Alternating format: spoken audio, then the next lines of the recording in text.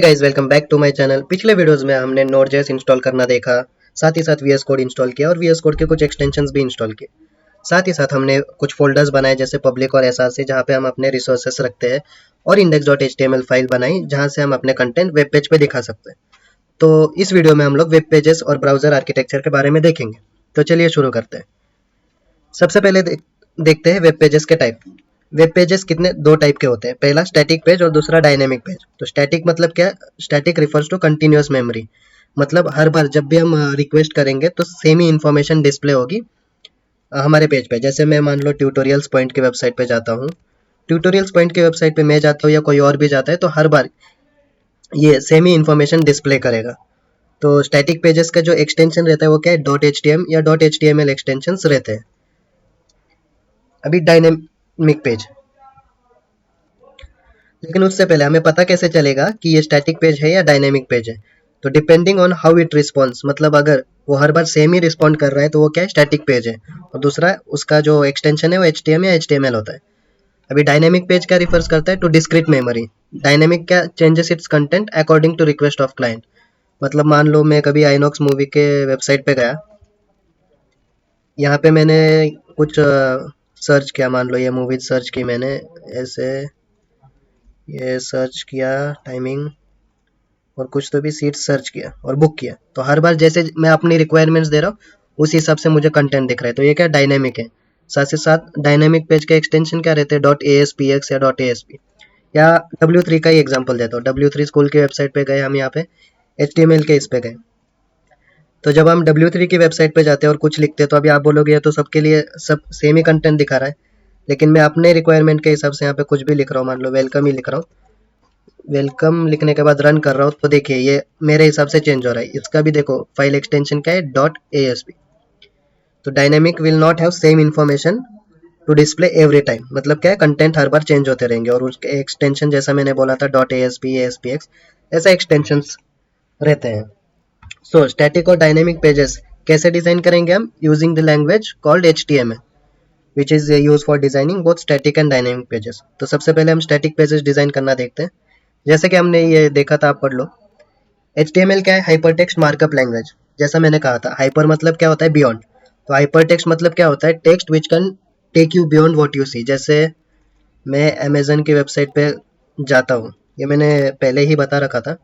Amazon की website पे जाके मान लो मैंने यहाँ इलेक्ट्रॉनिक्स पे क्लिक किया, तो ये क्या है? मुझे ये text beyond the web page लेके जा रहे हैं। तो यही है हाइपर टेक्स्ट का मतलब। और मार्कअप का मतलब क्या होता है? It is use for presentation. तो मार्कअप लैंग्वेज क्या है? It is use for presenting content on browser. जैसे एग्जांपल के तौर पे मान लो ये हमारे पास MS वर्ड का पेज है, मान लो। तो पेज हमारा MS वर्ड का स्टैंडर्ड साइज क्या है?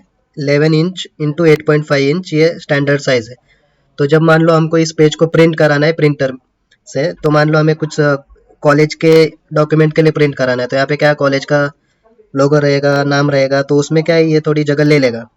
तो जगह लेने के बाद उसकी साइज क्या हो गई पेज की? 9 इंच और 7 इंच। लेकिन हमने यहाँ पे कैसे इस हिसाब से लिखा है? 11 इंच, 8.5 इंच, ऐसे कुछ तो कंटेंट लिखा है।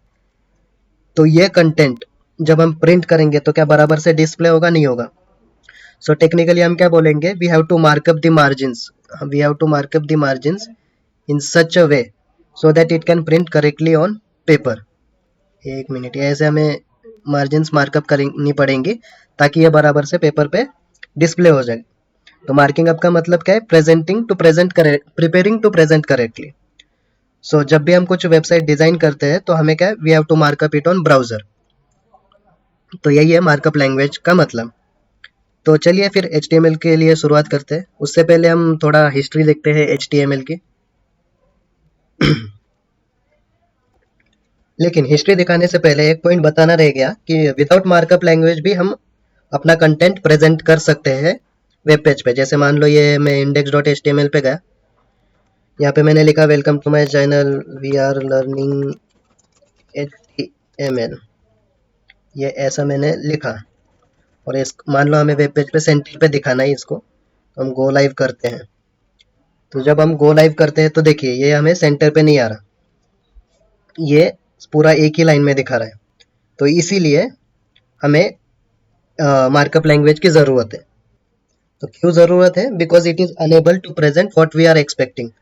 तो हम क्या करेंगे, we have to markup this content, मतलब हमें चाहिए था मिडल में, लेकिन हमारे ब्राउजर पे दिख रहा है ये पूरा एक ही लाइन में, तो हम इस कंटेंट को मार्कअप करेंगे। कैसे करेंगे देखते हैं। अभी फिलहाल इतना याद रखो, मान लो मैं ड्यू एक कंटेनर में रखता हूँ इस कंटेंट को, हमें ये सेंटर में डिस्प्ले करना है। तो इसको मैं अलाइन इक्वल्स टू सेंटर लिखता हूँ और यहाँ पे मैं ब्रेक देता हूँ। तो अभी ब्रेक देखने के बाद हम वापस इसको लाइव सर्वर पे जाके देखते हैं। तो देखिए अभी कैसे ये हमारे सेंटर में आ गया, तो हमने क्या किया, मार्कअप किया, इसलिए हमें मार्कअप लैंग्वेज की जरूरत है। तो प्रोग्रामिंग लैंग्वेज और प्रेजेंटेशन लैंग्वेज में क्या डिफरेंस है? Programming language is use for handling communication with user, जबकि presentation language is use for presenting. तो HTML क्या है? प्रेजेंटेशन लैंग्वेज है, प्रोग्रामिंग लैंग्वेज नहीं है। तो चलिए अभी HTML के इतिहास पे गौर फरमाते हैं।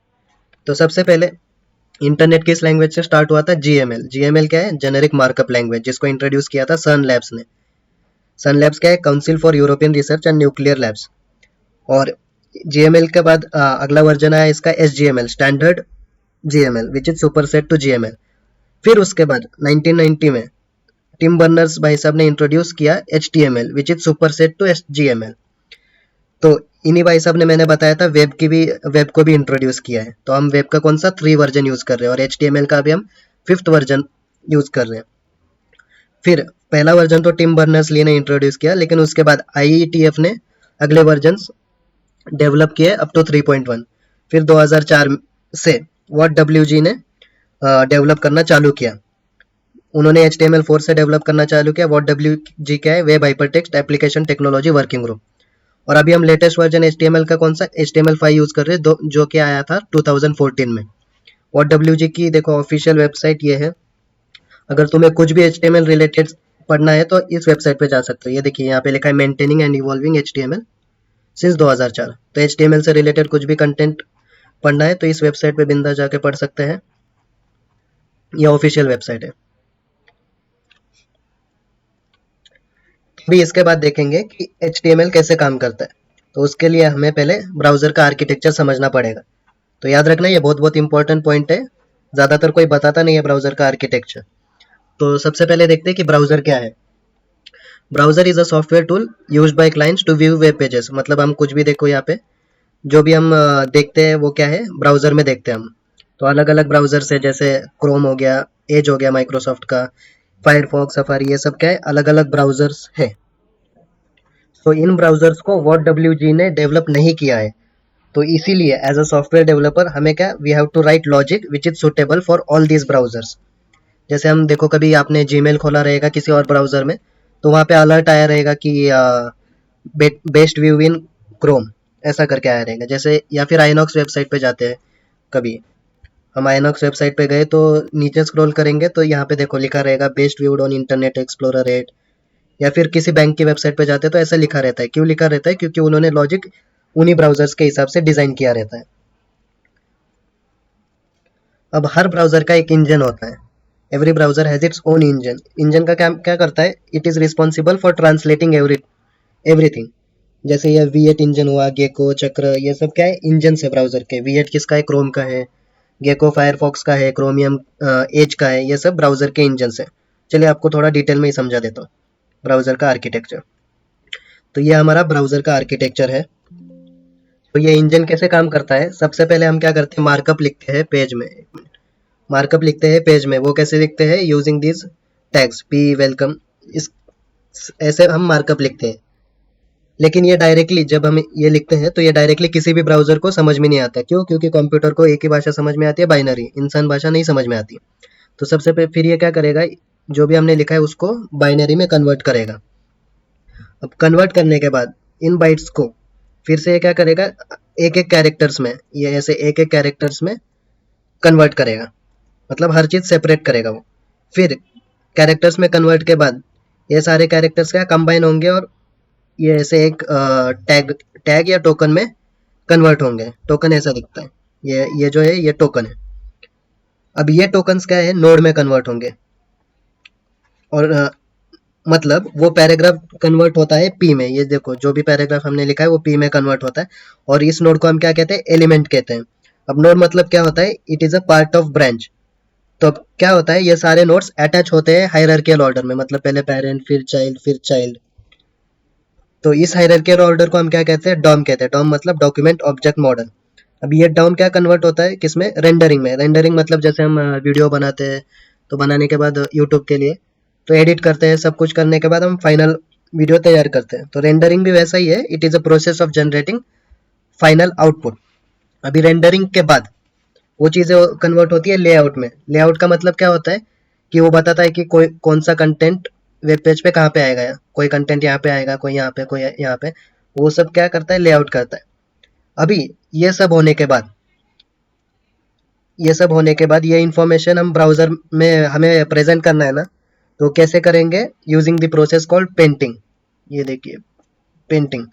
तो पेंटिंग क्या है, it is a process of finally presenting everything on browser. तो जो हमने स्टार्टिंग में देखो वेलकम करके लिखा था ऐसे टैग में, वो यहाँ पे हमारे ब्राउजर में ऐसे वेलकम करके लिखा है। जैसे यहाँ पे मैंने देखो यहाँ पे लिखा था वीएस कोड में वेलकम टू माय चैनल। ये कैसे आया है, ऐसे इस ब्राउजर आर्किटेक्चर की मदद से आया।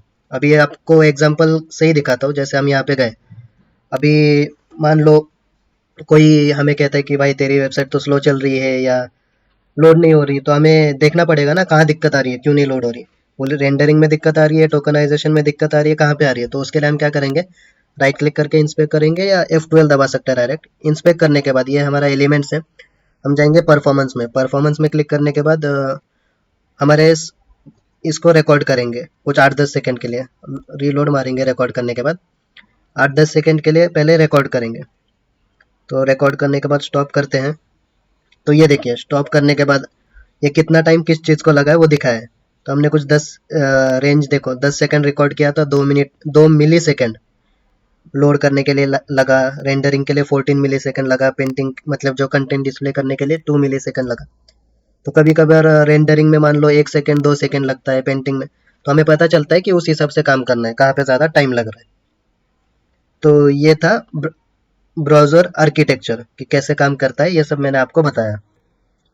हाँ, तो HTML क्या है, it is a set of elements arrange in hierarchical order called DOM. DOM मतलब डॉक्यूमेंट ऑब्जेक्ट मॉडल। तो अगले वीडियो में दोस्तों हम HTML एलिमेंट्स के बारे में देखेंगे। तो फिलहाल इतना ही। उम्मीद करता हूँ आपको ये ब्राउजर आर्किटेक्चर समझ में आया होगा। कुछ कुछ भी दिक्कत रही तो कमेंट सेक्शन में कमेंट कर देना। वीडियो पसंद आए तो लाइक करना और सब्सक्राइब करना मत भूलना। चलिए तो मिलते हैं अगले वीडियो में। Thank you.